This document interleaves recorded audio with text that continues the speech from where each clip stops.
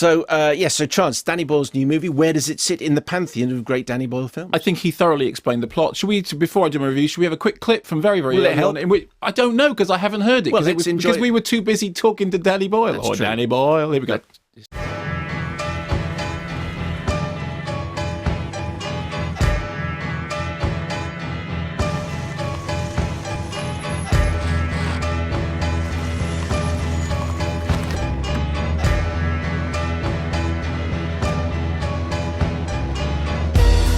Telephone bidder now, 26 million. 26 on the telephone. 27 to the lady on the hour. Small one. 27,500,000 I'll take. Last chance. Hammer's coming down. Selling for £27,500,000. Sold. Hammer number 104.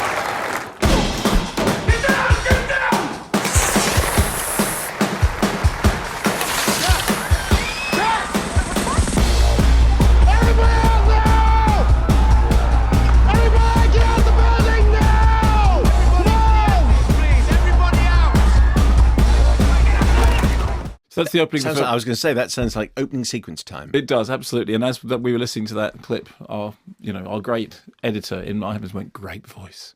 And it is a fantastic. James McAvoy doing his own voice, because when we're talking Welcome to the Punch, doing his own voice as opposed to London, and his London was great as well. Yeah, he's doing his own voice. Usually they get someone in to overdub him, like Britt Ekland in The Wicker Man. They're getting Annie Ross.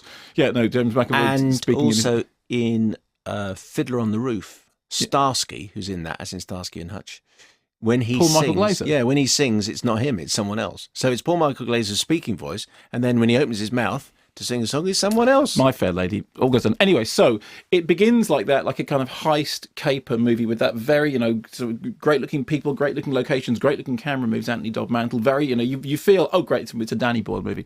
And then very early on, what happens, as Danny described it himself, and I'm treading carefully around this because, as I said, we were all told don't give away the plot twist, but this is what he gave away, is that James McAvoy's character is basically an inside man in doing an inside job in terms of the art heist thing, and then he gets a knock on the head. He can't remember anything. The main thing he can't remember is where the painting went.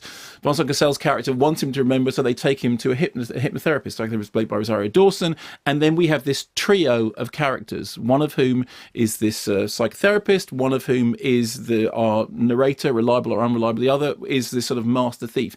And the whole film takes place essentially in the interaction between them, and then going into the mind of the central character, and it goes into various sets of trances which are dreamscapes, and it juggles time and reality. So on the one hand, it's nodding its head towards, obviously we talked about the relationship between that and the Nick Rogue films, and you obviously have Eternal Sunshine of the Spotless Mind and Memento and Dreamscape and all those things in the background.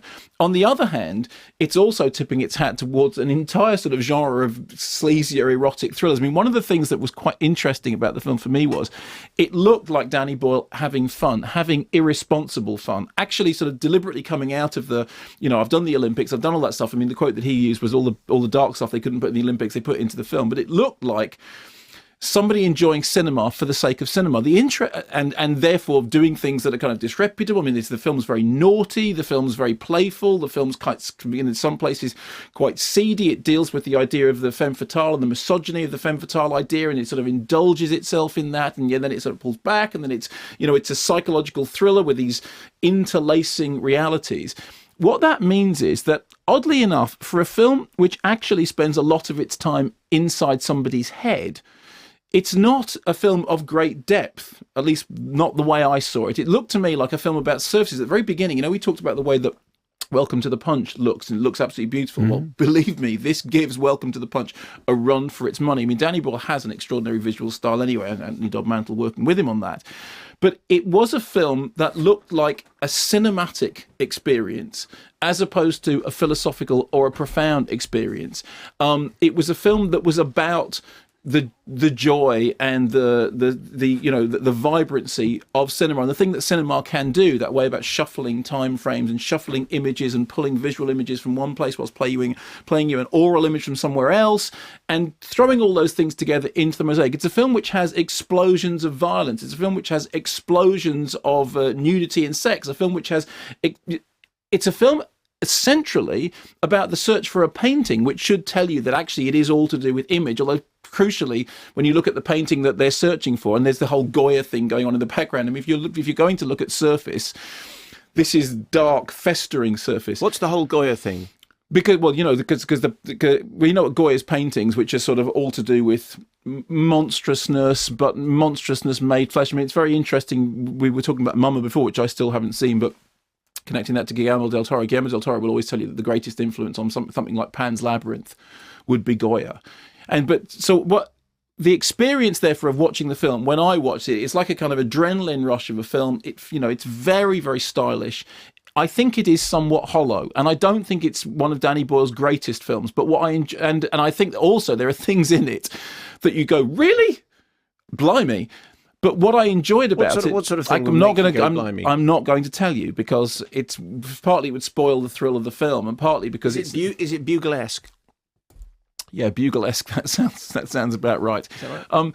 But what I enjoyed about it was it did look like somebody who had earned the trust and the love. And we saw this as that interview was playing out, just how much people were writing in about how much they loved Danny Boyle. What was nice about it was it reminded me how startled I was the first time I saw Trainspotting. There are things in Trainspotting. Now Trainspotting's passed into the national consciousness. We all forget just how shocking some of the sequences in Trainspotting. The first time I ever saw that scene in Trainspotting with the baby crawling along the ceiling and the head turning, I mean, that's really, really shocked me. Or the going down the toilet sequence in that. Now, of course, that's all part of the national consciousness, and we all know if you had the Olympic ceremony with people bursting out of toilets, you go, oh, funny, it's Trainspotting. You'd forget how horrendous that moment is. So I think it's essentially quite a flippant film. I think it's, in the end, a rather hollow film. I think it's a film... You're going up at the end of each sentence, by the way. It's because I've got a teenage daughter. Well, stop it. Oh, and I'll stop it. So I'll do Obama. I think it's a flippant film. Thank you. I think it's a hollow film. But I think it's a film which is a great pleasure to enjoy. I can't do that. It's a film which is a cinematic pleasure. It is a visual, visceral rush of a film. In the end, I don't think it adds up to very much, but I think as a demonstration of just what a terrific filmmaking talent he is, how much fun he's having. Like I said, it feels like somebody going, have we got all that other stuff out of the way? Right, let's have fun. Albeit disreputable fun, incorrect fun, improper fun. Let's just have it anyway.